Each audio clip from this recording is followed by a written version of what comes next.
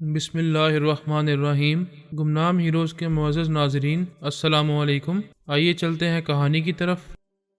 Scott yard کی اعلیٰ عہدیدار اے D G Shivani نے ٹرانسفارمر مشین کا نقشہ حاصل کر لیا ہے۔ بائرن ٹوڈ، ہاروے اور سائمن نے بے یقینی سے پوچھا، کیا واقعی تمہیں کیسے معلوم ہوا کہ وہ نقشہ شیوانی حاصل کر چکی ہے؟ اس کا جو جواب میں دوں گا وہ دلچسپ بھی ہے اور ناقابل یقین بھی۔ شیوانی نے اسکاٹ لینڈ یارڈ میں بیان دیا ہے کہ اس نے ہمارے ٹیلی پیتھی جاننے والے ساتھی آندرے کی مدد سے وہ نقشہ حاصل کیا ہے، جبکہ ہم سب جانتے ہیں آندرے پچھلے ایک ہفتے سے ہمارے ساتھ ہے۔ وہ شیوانی کے ساتھ چین یا ہانگ کانگ میں نہیں گیا تھا۔ ہاروے نے کہا، بے شک وہ تو ہمارے ساتھ رہا ہے۔ شیوانی جھوٹ کیوں بول رہی ہے؟ مشین کا نقشہ حاصل کرنا بچوں کا کھیل نہیں ہے۔ وہ اتنا بڑا کارنامہ آندرے سے کیوں منسوب کر رہی ہے؟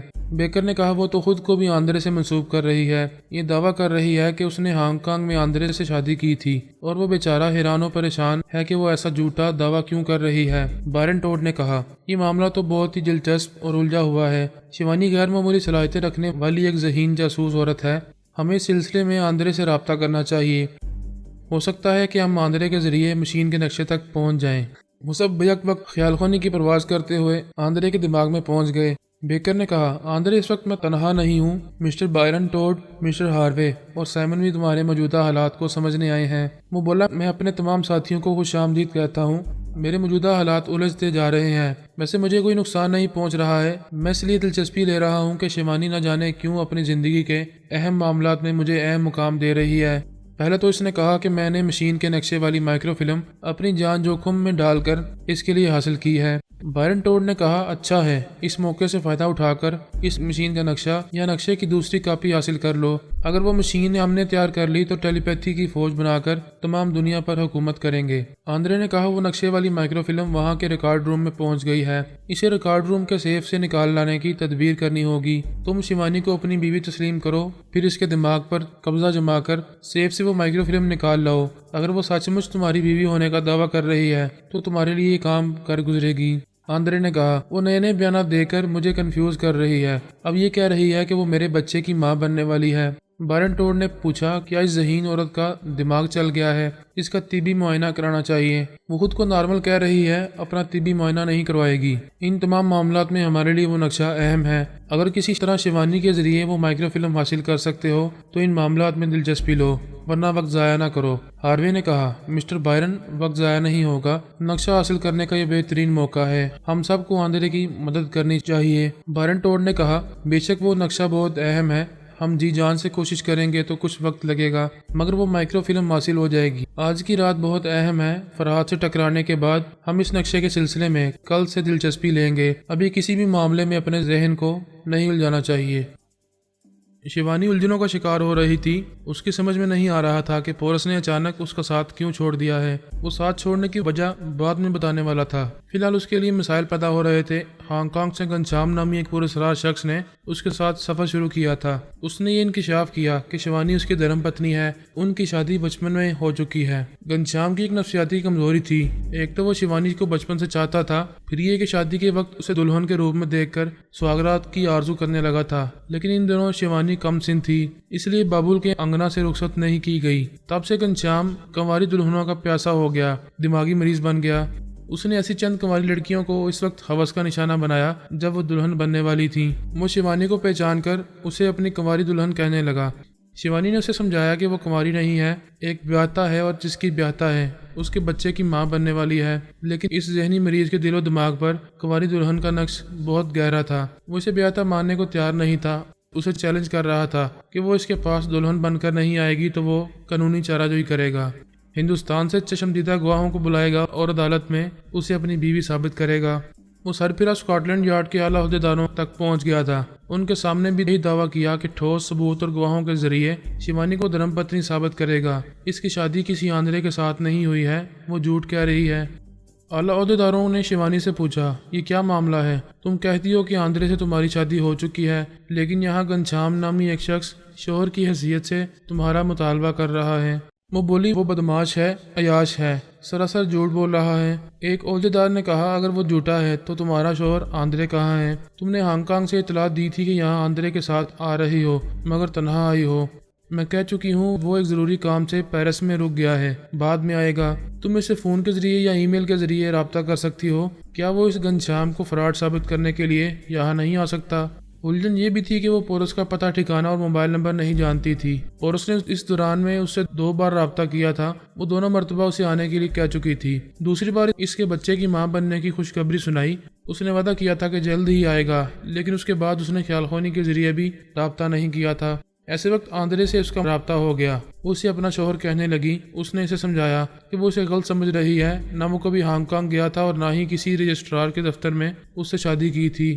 شیوانی نے اس سے کہا تھا کہ اس نے اس کے لیے ٹرانسفارمر مشین کی مائکرو فلم حاصل کی تھی، جو ایک بہت بڑا کارنامہ تھا، اور وہ اتنا بڑا کارنامہ اس کے لیے انجام دے کر اسے بھول رہا ہے۔ کوئی اسے دھوکے باز نہیں کہہ سکتا تھا۔ وہ دھوکے باز ہوتا تو شیوانی کو وہ مائکرو فلم لا کر نہ دیتا۔ وہ کسی بھی ملک سے اس مائکرو فلم کے عوض لاکھوں ڈالرز وصول کر سکتا تھا۔ اس سلسلے میں اسکاٹ لینڈ یارڈ کے تمام اعلیٰ عہدیدار شیوانی کی ذہنی حالت پر شبہ کرنے لگے تھے۔ اس ادارے کے بڑے تجربہ کار ڈاکٹر نے کہا، عورت جب پہلی بار ماں بننے والی ہوتی ہے تو اس کے لاشعور میں کوئی ایسا المیہ ہوتا ہے جو عارضی طور پر اسے متاثر کرتا ہے۔ ایسا کسی کے ساتھ ہوتا ہے۔ شیوانی کا کیس بھی کچھ ایسا ہی لگتا ہے۔ اس کے ساتھ ایسا عارضی طور پر ہو رہا ہے۔ زچگی سے فارغ ہوتے ہی اس کا یہ دماغی خلل دور ہو جائے گا، پھر وہ اپنے اصلی شوہر کو پہچاننے لگے گی۔ ایک اعلیٰ عہدیدار نے کہا، اس کا کوئی شوہر ہے ہی نہیں تو کیسے پہچانے گی؟ کیونکہ آندرے انکار کرتا ہے اور کہتا ہے کہ اس نے شیوانی کے ساتھ تنہائی میں ایک لمحہ بھی نہیں گزارا ہے۔ نہ وہ شوہر ہے، نہ وہ ہونے والے بچے کا باپ ہے۔ دوسری طرف گھنشیام اسے کنواری دلہن کہتا ہے، یعنی خود تسلیم کرتا ہے کہ شیوانی سے اس کے ازدواجی تعلقات نہیں رہے ہیں۔ ڈائریکٹر جنرل نے کہا، ان دونوں میں سے کوئی اس کا شوہر نہیں ہے۔ شیوانی کی زندگی میں کوئی ایسا پراسرار شخص آیا ہے جس نے اس سے شادی کی ہو یا نہ کی ہو، لیکن اسے اپنے بچے کی ماں بنا کر روپوش ہو گیا ہے۔ تعجب ہے کہ اس فراڈ کرنے والے نے اسے پیار کے تحفے کے طور پر صرف ایک بچہ ہی نہیں، ٹرانسفارمر مشین کا نقشہ بھی دیا ہے۔ ہمیں ہر حال میں معلوم کرنا ہوگا کہ اتنا نایاب اور بیش قیمت تحفہ دینے والا کون ہے۔ پہلے عہدیداروں کو یہ شبہ ہوا تھا کہ اس فراڈ نے مشین کا نقشہ نہیں دیا ہے، اس مائکرو فلم میں کچھ اور ہے۔ جب انہوں نے اس فلم کو بڑے سائز میں پرنٹ کیا اور مشینوں کے ماہرین کو دکھایا تو ثابت ہوا کہ وہ ٹرانسفارمر مشین کا ہی نقشہ ہے۔ یہ بات کسی کی سمجھ میں نہیں آ رہی تھی کہ وہ شیوانی کو نقشہ دے کر کہاں چلا گیا ہے۔ اس نے کوئی معاوضہ طلب نہیں کیا، اس نے کوئی لالچ نہیں کیا، کوئی فائدہ نہیں اٹھایا۔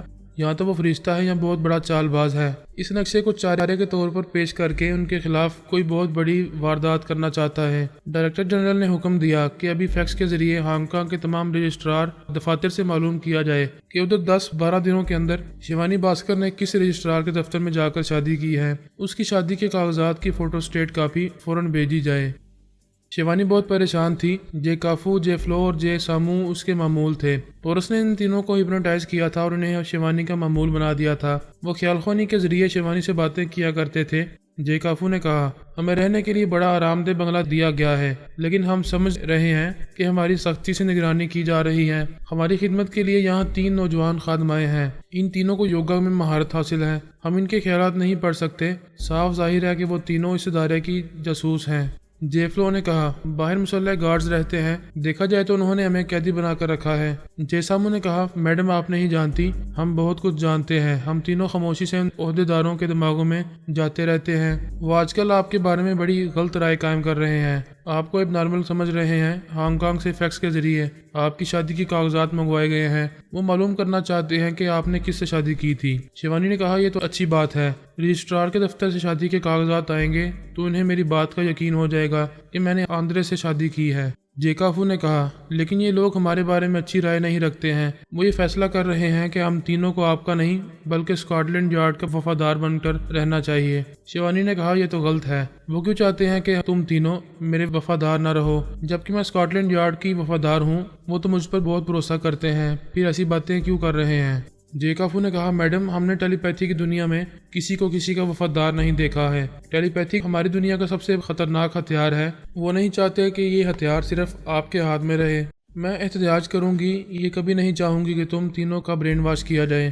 آپ اس سلسلے میں ان سے باتیں کریں گی تو وہ آپ کو ٹال دیں گے، کبھی اعتراف نہیں کریں گے کہ وہ ہم تینوں کو آپ سے چھین رہے ہیں۔ शिवानी को याद आया, एक बार आंद्रे ने इसे समझाया था कि वो स्कॉटलैंड यार्ड वालों पर अंधा एतमाद ना करे, अपने तीनों टेलीपैथी जानने वालों को उनके हवाले ना करे। वो टेलीपैथी जानने वाले इन तीनों को इसके पास नहीं रहने देंगे। आंद्रे ने यह भी समझाया था कि ट्रांसफार्मर मशीन के नक्शे की एक दूसरी कॉपी बनाकर अपने पास रखे। अहम चीज के लेन देन के वक्त किसी पर एतमाद नहीं करना चाहिए। हवा का रुख और आदमी का मिजाज अचानक बदलता है, उसे अचानक शॉक पहुंचेगा, बेहतर है कि वो पहले से मोहतात रहे। शिवानी ने बड़े बड़े कारनामे अंजाम दिए थे, फिर वो गैर मामूली सलाहियतों की हामिल थी। स्कॉटलैंड यार्ड वाले उसे सर आंखों पर बिठाते थे, इसके मशवरे ऐसे मानते थे जैसे दुनिया का इतना बड़ा इदारा इसी के मशवरों से चल रहा हो। शिवानी ने पोरोस से कहा था, तुम नहीं जानते कि वो लोग मुझ पर कैसे अंधा एतमाद करते हैं। वो टेलीपैथी जानने वाले 3J के सिलसिले में मुझ पर भरोसा करेंगे, इन्हें मेरे ज़ेरे असर रहने देंगे। उन्होंने कभी मेरी कोई चीज़ मुझसे कभी नहीं ली। तुम मेरे साथ लंदन चलो, तुम्हें मालूम होगा कि मैं वहाँ के डायरेक्टर जनरल से भी ज़्यादा काबिल एतमाद समझी जाती हूँ। अब वो तीनों टेलीपैथी जानने वाले भी उससे कुछ कह रहे थे कि स्कॉटलैंड यार्ड वाले इन तीनों को उससे छीन लेना चाहते हैं। जेसामू ने कहा, मैडम आप हमारी तरह टेलीपैथी जानती तो इनके दिमागों में घुसकर इनके चोर इरादों को मालूम कर लेती। फिर भी आपकी आंखें गैर मामूली हैं, आप जिसे देखती हैं इसकी पेशानी गर्म हो जाती है और वो आपके सामने सच बोलने लगता है। जेफ्लो ने कहा, यहाँ डायरेक्टर जनरल के साथ 5 आला ओहदेदार हैं, उनकी खुफिया मीटिंग होती रहती है। वही 6 अफराद आपको एबनॉर्मल समझते हैं और हमें इस इदारे का महकूम बनाने की प्लानिंग कर रहे हैं। शिवानी ने कहा, डायरेक्टर जनरल पिछले 3 दिनों से ना तो मेरे सामने आ रहा है न मुझे मुलाकात का वक्त दे रहा है, वो सिर्फ फ़ोन पर गुफ्तगू करता है। अब कभी एक बार भी इनमें से किसी का सामना होगा तो मैं अपनी गैर मामूली आंखों के जरिए इनके अंदर की बात उगलवाऊंगी। मैडम, डायरेक्टर जनरल और वो 5 आला ओहदेदार जब तक हमें अपना गुलाम नहीं बना लेंगे तब तक आपके सामने नहीं आएंगे। वो अच्छी तरह जानते हैं कि आप उन्हें सच बोलने पर मजबूर कर देंगी। शिवानी थोड़ी देर तक सोचती रही, फिर बोली, तुम तीनों मेरे दिमाग में रहो, मैं भी उससे बात करती हूँ। उसने फ़ोन के जरिए डायरेक्टर जनरल से रब्ता किया, फिर कहा, मैं अभी आपसे मिलना चाहती हूँ। मैडम शिवानी, मैं तुमसे पहले भी कह चुका हूँ, आजकल मैं बहुत मसरूफ़ रहने लगा हूँ, मैं भी कई दिनों तक मुलाकात नहीं कर सकूँगा। मिस्टर डीजी, आखिर क्या बात है? इस इदारे के 5 ऐसे आला ओहदेदार हैं जो मुझसे मिलने से कतरा रहे हैं, आपकी तरह मसरूफियत का बहाना करते रहते हैं। डायरेक्टर जनरल ने कहा, तुम ये कहना चाहती हो कि मैं भी तुमसे बहाने कर रहा हूँ? मैं भला तुमसे क्यों कतराऊंगा? फुर्सत मिलते ही तुमसे ज़रूर मिलूंगा। तुमने 15 दिनों की छुट्टी ली है, अपनी छुट्टियां एंजॉय करो, हम सबको अपना काम करने दो। शिवानी ने इन 5 आला ओहदेदारों से भी बारी बारी रब्ता किया, उन्होंने भी इसी तरह का जवाब दिया। जेकाफू ने कहा, देखा मैडम, आपने हमारा ब्रेन वॉश करने की तैयारियां की जा रही हैं। आप माइक्रोफिल्म दे चुकी हैं, जब वो हम तीनों को भी आपसे छीन कर अपनी कस्टडी में ले लेंगे और हमें अपना गुलाम बना लेंगे, तब शायद वो आपके रूबरू आकर मुलाकात करेंगे। वो तीनों ख्यालखानी के जरिए उससे बातें कर रहे थे। ऐसे वक्त फ़ोन की घंटी बजने लगी। शिवानी ने रिसीवर उठाकर कहा, हेलो शिवानी स्पीकिंग। दूसरी तरफ से डीजी ने कहा, हेलो शिवानी, मैं तुम्हारा डीजी बोल रहा हूँ, हांगकांग से तुम्हारी शादी के सिलसिले में रिपोर्ट आई है। शिवानी ने कहा, थैंक्स गॉड, अब आप लोगों को यकीन आ जाएगा कि आंद्रे से ही मेरी बाकायदा शादी हो चुकी है और वो घनश्याम, झूठा और फरेबी है। डीजी ने कहा, इन दोनों को गोली मार दो, इन दोनों में से कोई तुम्हारा शौहर नहीं है। हम हैरान है कि तुमने शादी किससे की है और नाम किसी और का ले रही हो। मैं नहीं समझी आप क्या कहना चाहते हैं। मैडम शिवानी, हांगकांग के रजिस्ट्रार के पास से आई हुई फैक्स रिपोर्ट मेरे सामने रखी हुई है और इसमें तुम्हारे शोहर का जो नाम लिखा हुआ है उस नाम ने हम सबको चौंका दिया है और हमें तशवीश में मुब्तला कर दिया है। मेरे निकाहनामे में ऐसा किसका चौंका देने वाला नाम लिखा हुआ है कि आप जैसे आला ओहदेदार तशवीश में मुब्तला हो गए हैं? क्या वहाँ किसी शैतान का नाम लिखा हुआ है? हाँ, शैतान ही का नाम लिखा हुआ है। शैतानों के शैतान पोरस का नाम दर्ज है। कौन पोरस? क्या फरहाद अली तैमूर के बेटे का नाम लिखा हुआ है? हाँ, यही नाम और यही वल्दियत लिखी हुई है, porous Ali son of Farhad Ali Taimur. वह हैरानी से बोली, नहीं, ये कैसे हो सकता है? मैंने कभी पोरस की सूरत नहीं देखी, कभी इसकी आवाज़ नहीं सुनी। इस रजिस्ट्रार ने गलत निकाहनामा फैक्स किया है। हमारे हांगकांग के सुराग रसान नादान बच्चे नहीं हैं। उन्होंने खुद रजिस्ट्रार के दफ्तर में जाकर वहाँ तुम्हारा नाम पढ़ा है। तुम्हारे नाम के साथ तुम्हारे शोहर का नाम पोरस अली वल्द फरहाद अली तैमूर लिखा हुआ है। ये कैसे हो सकता है, जबकि मैं आंद्रे के साथ शादी करने के लिए इस दफ्तर में गई थी। मैडम, टेलीपैथी की दुनिया में ऐसे ही अजीबो गरीब तमाशे होते हैं। हम समझ रहे हैं कि तुम्हारे साथ हांगकांग में क्या हुआ था, यहाँ लंदन में क्या हो रहा है और आगे क्या होने वाला है। ऐसी कुछ बातें हमारी समझ में आ रही हैं। तुम्हें स्कॉटलैंड यार्ड की अदालत में तलब किया जा रहा है। कल सुबह 10 बजे हाजिर हो जाओ और इस सवाल का जवाब देने के लिए तैयार रहो कि तुम फरहाद की बहू बनकर हमारे खिलाफ कैसी कैसी साजिशें कर रही हो। दूसरी तरफ से फ़ोन बंद कर दिया गया। 3J میں سے ایک نے کہا میڈم آپ کو بڑا مان تھا کہ یہاں سب سے زیادہ آپ پر بھروسہ کیا جاتا ہے، یہ لوگ تو آپ کو ایک سازش کرنے والی عورت سمجھ رہے ہیں۔ جیسامو نے کہا جب آپ کے ساتھ ایسا سلوک کیا جا رہا ہے تو یہ ہمارے ساتھ نہ جانے کیا کریں گے۔ شیوانی کو بڑی شدت سے اپنی توہین کا احساس ہوا، اس نے غصے سے مٹھیاں بھینچ لیں اور اس نے کہا تھا وہ تمہاری کوئی چھوٹی سی بھول کو بھی معاف نہیں کریں گے، تم ایک غلطی کرو گی تو تمہارے پچھلے تمام کارناموں کو بھول کر تمہارا محاسبہ کیا جائے گا۔ ٹرانسفارمر مشین ایک خزانہ ہے، تم اپنے ایک ہاتھ پر خزانہ اور دوسرے ہاتھ پر 3 ٹیلی پیتھی جاننے والوں کو لے جا رہی ہو، مگر جلد ہی تم وہاں سے خالی ہاتھ واپس آؤ گی۔ پورس کوئی نجومی نہیں تھا، اس نے پیشگوئی نہیں کی تھی، محض اپنے تجربات کی روشنی میں کہا تھا کہ وہ کبھی دھوکہ کھا سکتی ہے، اور شیوانی نے دعوے سے کہا تھا کہ وہ کبھی دھوکہ نہیں کھائے گی۔ پورس نے اسے ایک اچھا سبق سکھانے کے لیے لندن پہنچنے سے پہلے علیحدگی اختیار کر لی تھی۔ وہ جانتا تھا کہ شادی کے سلسلے میں ایک شوہر کی حیثیت سے اس کا نام اسکاٹ لینڈ یارڈ والوں کو معلوم ہو جائے گا، پھر شیوانی کے خلاف شبہات مستحکم ہوتے جائیں گے اور اس پر سے اعتماد ختم ہوتا جائے گا، اور یہ تو سمجھ میں آنے والی بات تھی کہ ان تینوں ٹیلی پیتھی جاننے والوں کو شیوانی کی کسٹڈی سے لے لیا جائے گا۔ اس طرح یہ بات واضح ہو جائے گی کہ وہ 3J کے سلسلے میں شیوانی پر بھروسہ نہیں کر رہے ہیں۔ پورس کا دعویٰ درست ہو رہا تھا، شیوانی تسلیم کر رہی تھی کہ اس نے پورس کی بات نہ مان کر بڑی غلطی کی ہے۔ مارلی کا ہیلی کاپٹر قلعے کے اندر بنے ہوئے ایک ہیلی پیڈ پر اتر گیا۔ میں اس کے ساتھ بیٹھا ہوا وہاں کا اندرونی منظر دیکھ رہا تھا۔ بہت ہی وسیع و عریض قلعہ تھا، اس کے بے شمار مسلح گارڈز ہیلی پیڈ کے چاروں طرف فوجی انداز میں الرٹ کھڑے ہوئے تھے۔ مال ہیلی کاپٹر سے باہر آئی تو سب اسے سلیوٹ کرنے لگے۔ اس میں کوئی شبہ نہیں تھا کہ وہ وہاں کی بے تاج ملکہ تھی۔ اس کے مسلح گارڈز قلعے کے اندر اور باہر ہزاروں کی تعداد میں تھے۔ وہ جدید ہتھیاروں سے لیس باقاعدہ ایک فوج تھی، لیکن وہ اسے آرمی نہیں کہتی تھی، سیکیورٹی گارڈز کہا کرتی تھی۔ وہ قلعہ اتنا بڑا تھا کہ وہاں کے میدان میں جنگی مشقیں بھی ہوا کرتی تھیں۔ میں مارلی کے ساتھ سیکیورٹی گارڈز کے درمیان سے گزرتا ہوا قلعے کے اندر اس کے ذاتی محل میں آیا۔ اس کے محل میں باوردی ملازم اور کنیزیں تھیں۔ مارلی مجھے ایک بہت ہی خوبصورت سی خوابگاہ میں لے گئی، مجھ سے بولی یہاں تمہاری ضرورت کا سامان موجود ہے، کسی چیز کی کمی ہو تو تم ملازم کو حکم دو، وہ فوراً حاضر کریں گے۔ غسل وغیرہ سے فارغ ہو جاؤ، پھر ہم کھانے کی میز پر ملیں گے۔ میں نے پوچھا یہ بہت خوبصورت اور بڑی ہی رومان پرور خوابگاہ ہے، کیا میں یہاں تنہا رہوں گا؟ میں اسے شرارت اور شوقی سے دیکھ رہا تھا۔ وہ منہ پھیر کر بولی میرے محل میں حسین ترین کنیزیں ہیں، جسے بلاؤ گے وہ چلی آئے گی۔ وہ جانے لگی، مانو اس کے آگے آگے چل رہی تھی۔ میں نے کہا میں اس خوابگاہ میں مانو کے ساتھ رات گزاروں گا۔ وہ پلٹ کر بولی مانو میرے ساتھ رات گزارتی ہے، یہ میرے بغیر نہیں رہتی اور میں مانو کے بغیر نہیں رہوں گا۔ اس حساب سے ہم تینوں ایک دوسرے کے بغیر نہیں رہیں گے، پھر کیا خیال ہے؟ اس نے مجھے گور کر دیکھا۔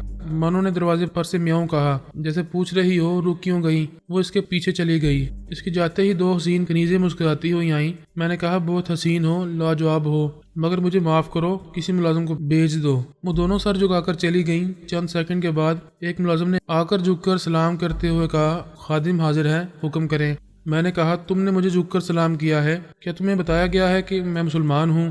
یہ سر میڈم کا حکم ہے کہ مسلمان کنیزیں اور ہم مسلمان خادم آپ کی خدمت کے لیے حاضر رہا کریں اور آپ کے لیے اسلامی طرز کے کھانے پکوائے جائیں۔ اس نے میرے حکم سے ایک بڑی سی الماری کھولی، اس میں مختلف قسم کے مردانہ ملبوسات تھے۔ میں نے اپنے لیے ایک لباس کا انتخاب کیا، پھر خادم سے کہا یہاں موجود رہو، میں شاور لے کر آ رہا ہوں۔ وہ بعد اب کھڑا رہا۔ میں باتھ روم کے اندر گیا۔ دروازے کو بند کرنے کے بعد خادم کے خیالات پڑے۔ وہ دوسرے ملازم کی طرح میڈم مارلی کا وفادار تھا، اس سے کسی طرح کا نقصان نہیں پہنچ سکتا تھا۔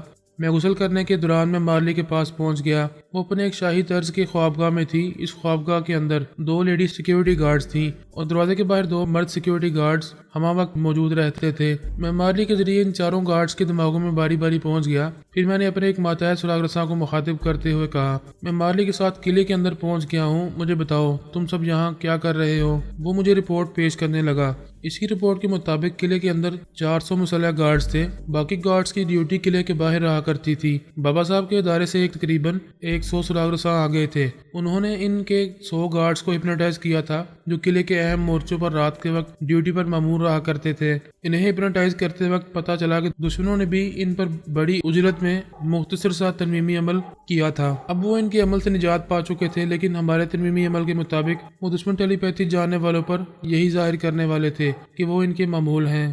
آدھی رات کے بعد عین وقت پر جب ہمارے سراغ رساں ان کے دماغوں کو ایک مخصوص سگنل دیتے تو پھر وہ دشمنوں کے معمول نہ رہتے، ان کے کسی حکم کی تعمیل نہ کرتے۔ ہمارے تمام سراغ رساں بڑی ذہانت و مستعدی سے قلعے کے تمام گارڈز کو اپنے زیر اثر لا رہے تھے۔ آدھی رات تک 400 گارڈز کو ہپنوٹائز کرنا ممکن نہیں تھا۔ انہوں نے یہ طے کیا تھا کہ نہایت ہی مختصر سے ترمیمی عمل کے ذریعے باقی گارڈز کے دماغوں کو مکفل کر دیا جائے گا تاکہ دشمنوں کو کسی کے دماغ میں جگہ نہ ملے۔